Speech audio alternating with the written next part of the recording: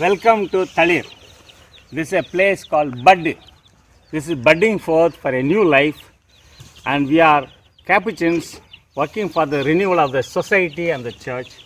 Dear brothers and sisters in Jesus Christ, welcome to Thalir Capuchin Online Ministries. This is Thalir Lenten online messages titled 40 Days, 40 Graces. This is offered by Brother Dilip Kumar, a Capuchin friar. It continues with the biblical tradition of 40 days spent by Moses on Mount Sinai and Jesus in the desert. Similarly, these 40 days and 40 graces, with rich scriptural reflections, calls for a transformation. Brother Dilip Kumar is presently at the Friary category in the formation of the major seminarians. He conducts retreats, gives motivational talks, and sessions on counseling and psychology. Here comes Brother Dilip Kumar. 40 Graces for 40 Days. Grace 2. You, the best choice of God. Dear friends in Christ Jesus, today's reading invites us to probe the deeper meaning of the Christian life and of every Christian occasion by examining our own choices and how we make them.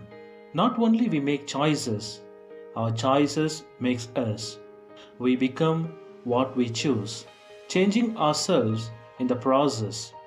These 40 days of Lent are an invitation to respond to the Lord's invitation of grace and be remade into His image and likeness through our choices. In the first reading, Moses tells the people that they have two options, life or death. He then explains the choices they must make for each of these options. Although life is our precious gift from God, how we live is our choice. Lent is meant to help us to make the choice for real life, has helped us to walk in the footsteps of Christ, to plant ourselves in the living water in the midst of desert, so that we may grow to eternity. But we need to make the full and conscious choice for life, which requires the full and conscious choice to deny ourselves, pick up our cross, and follow Christ. The three Lenten practices, when we choose to live them generously, are all geared to do this.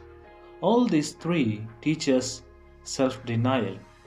Fasting denies the dominion of our lower appetites. Almsgiving denies our selfishness, and prayer denies our egocentrism. Each, in a sense, is a cross that leads us to our self-death. Because at the time giving into our cravings, spending what we have on ourselves, and using our time for our own pursuits seems the path of life, but they are not.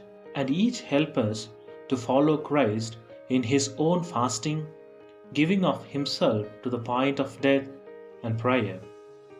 But for this to occur, we really must choose bold resolutions that can help facilitate these spiritual fruits, rather than soft ones that, even if we keep them, won't really lead to the crucifixion, to the worldliness that is necessary in order to experience the life that Jesus wants to give.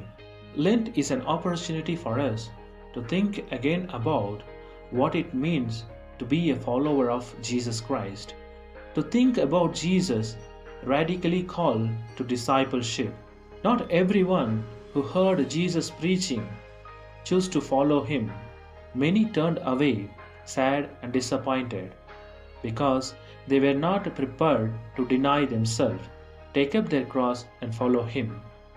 The Christian life can be tough and challenging, but it is only when we live for Jesus that we discover life as it is meant to be lived, because ultimately it is only Jesus who can meet our deepest needs, that we discover life as it is meant to be lived, because ultimately it is only Jesus we can meet our deepest needs. Finally, Lent is a season in which we have the opportunity to step back and look at our past choices and what are we presently choosing.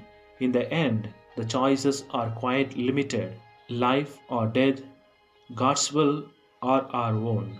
Dear friends, God has chosen you as His best choice. This is the grace that we have for today. If we are the best choice of God, let us ask and reflect and answer who is our best choice. Sanctify yourself, and you will sanctify the society, says St. Francis of Assisi. Have a grace filled day, dear friends.